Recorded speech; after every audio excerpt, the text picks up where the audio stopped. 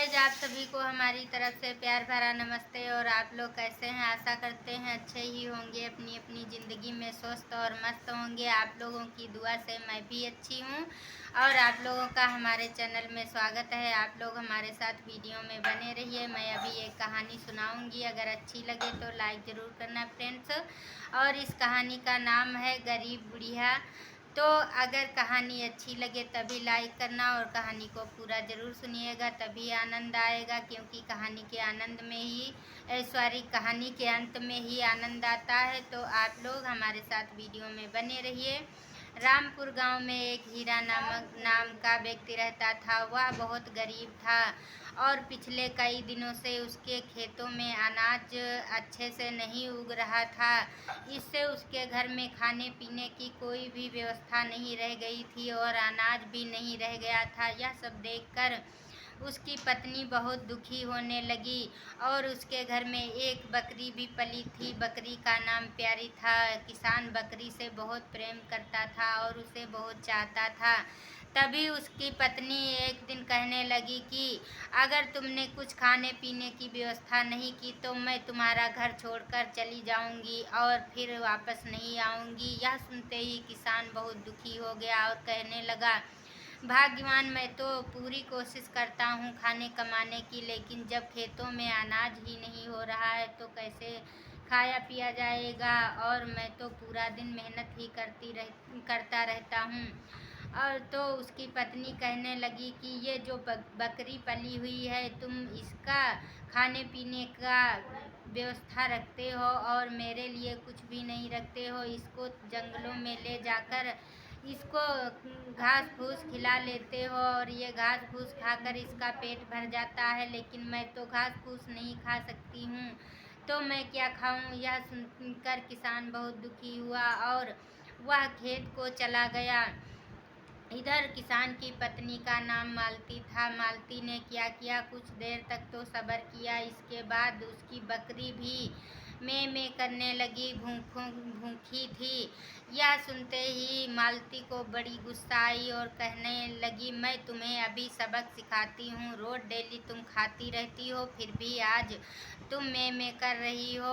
और मालती ने सोचा, चलो इसको बेच करके मेरे पास कुछ पैसे हो जाएंगे तो मैं उसी से कुछ खाऊं पीऊँगी। तो उस बकरी को ले जा कर के एक चरवाहे के हाथ बेच दिया और उसी से जो भी पैसे मिले थे, मालती अपने लिए खाने पीने की सामान ले आई, जलेबी समोसा, और बैठकर खा ही रही थी। तब तक किसान वापस आया और यह देखा तो कहने लगा कि तुम ये सब कहाँ से लाई हो खाने पीने की सामान। तो मालती ने कहा, ये पास की पड़ोसन दे के गई हैं, मैं वही खा रही हूँ, और क्या मैं कहाँ से लाई हूँ।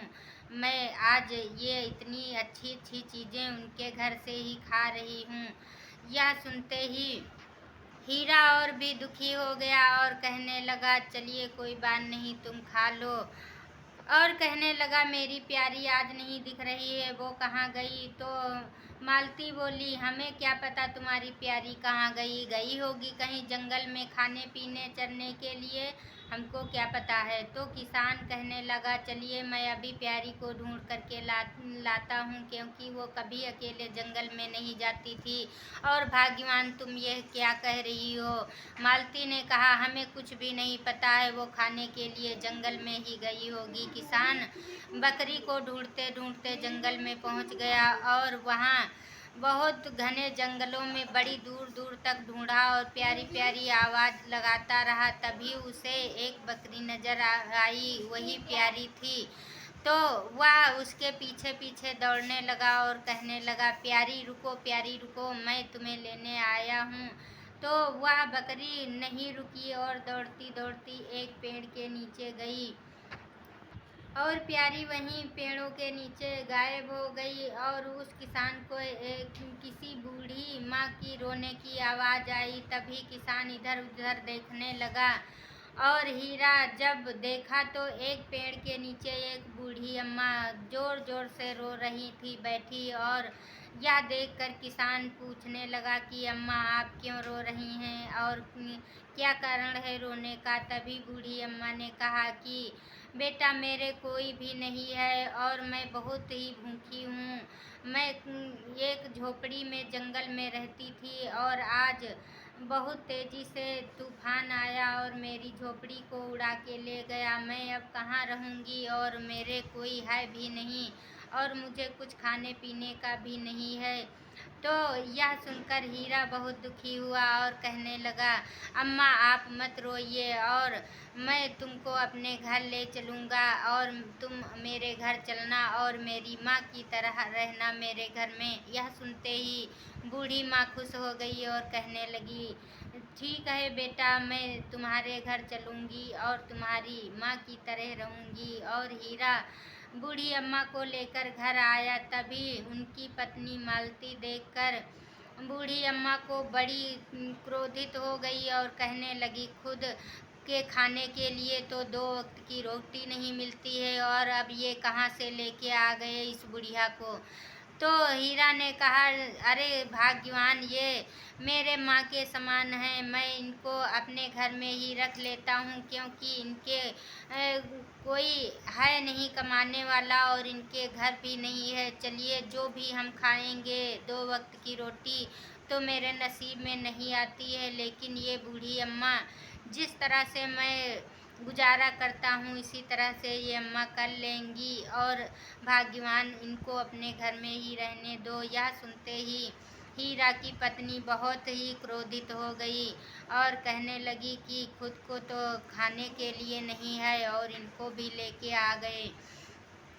तभी हीरा बोले, चुपचाप भगवान भाग्यवान, तुम रसोई में जाओ और जो भी खाने के लिए है बूढ़ी अम्मा को दे दो क्योंकि ये बहुत भूखी हैं। तो हीरा की पत्नी मालती बोली कि खाने के लिए रसोई में तो कुछ भी नहीं है, थोड़े से चावल के दाने पड़े हुए हैं, कहो तो मैं उसी को ला के दे दे। बूढ़ी अम्मा बोली, बेटी मुझे चावल के दाने ही दे दो, मैं उसी को खाकर अपनी भूख मिटा लूँगी।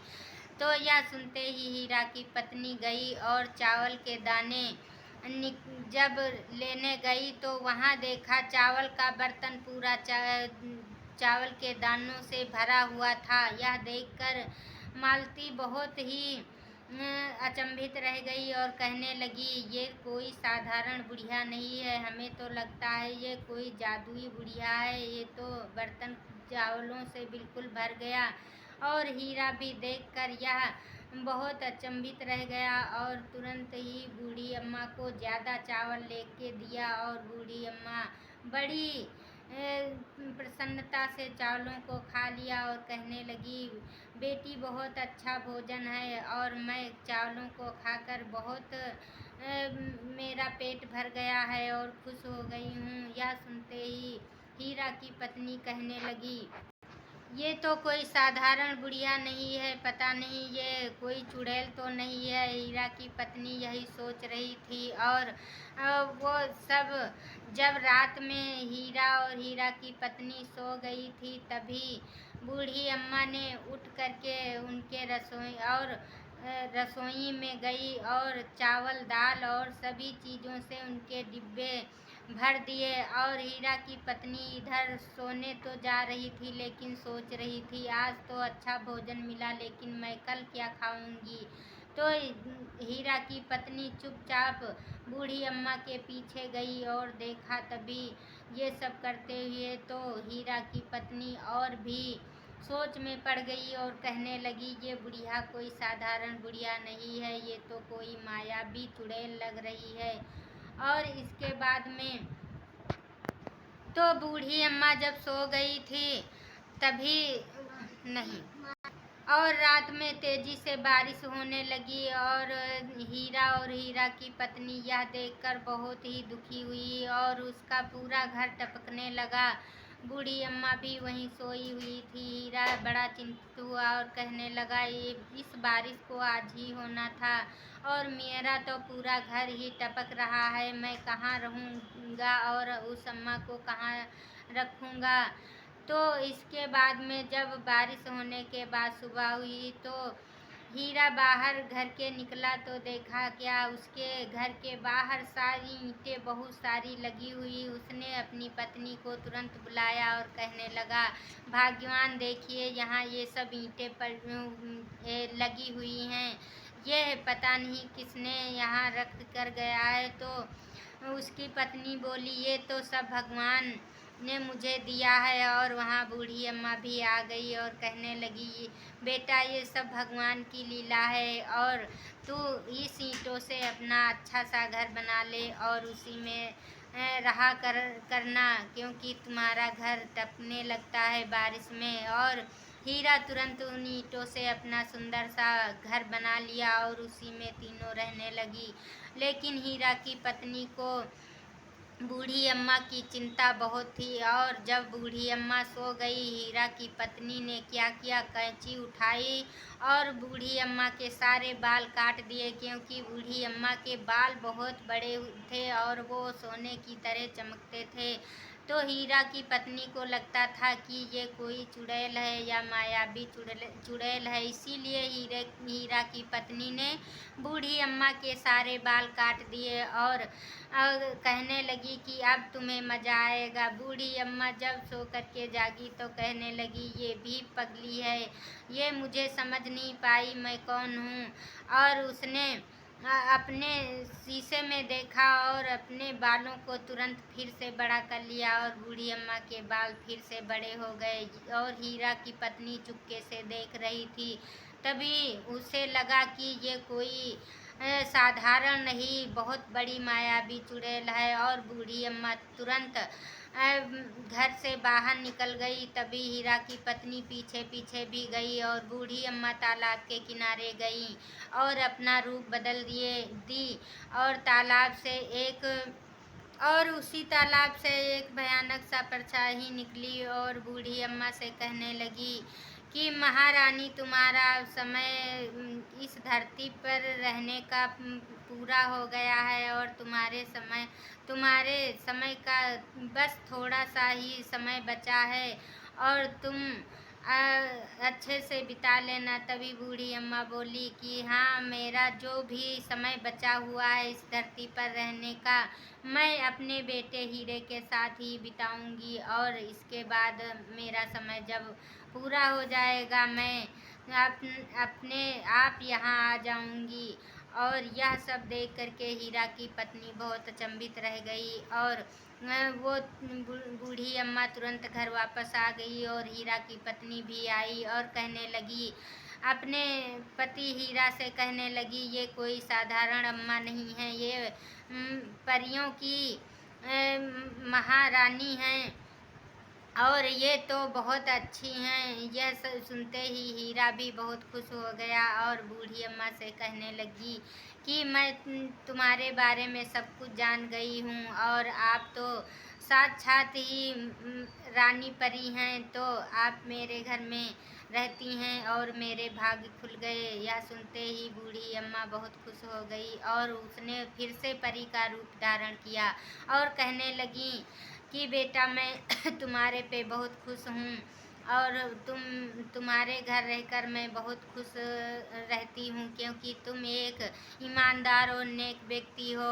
यह सुनते ही हीरा की पत्नी कहने लगी, मैं तुमसे कुछ मांगना चाहती हूँ, अगर तुम मेरे ऊपर खुश हो तो मुझे ज़रूर दोगी। तो परी कहने लगी, ठीक है, मैं तुमको ज़रूर दूंगा, दूंगी, जो भी मांगोगी मैं तुमको दूंगी। तो हीरा की पत्नी 2 मटके लेकर आई और कहने लगी, ये दोनों मटके सोने चांदी से भर दो और मैं उसी में अपना जीवन व्यतीत कर लूँगी, मैं बहुत बड़ी धनी और अमीर बन जाऊंगी। यह सुनते ही परी ने दोनों मटकों में सोने चांदी से भर दिया और कहने लगी, बेटी, तुम सिर्फ पहला वाला मटका छूना और उसी मटके को लेना और दूसरा मटका तो लालच का है और उसे हाथ भी नहीं लगाना।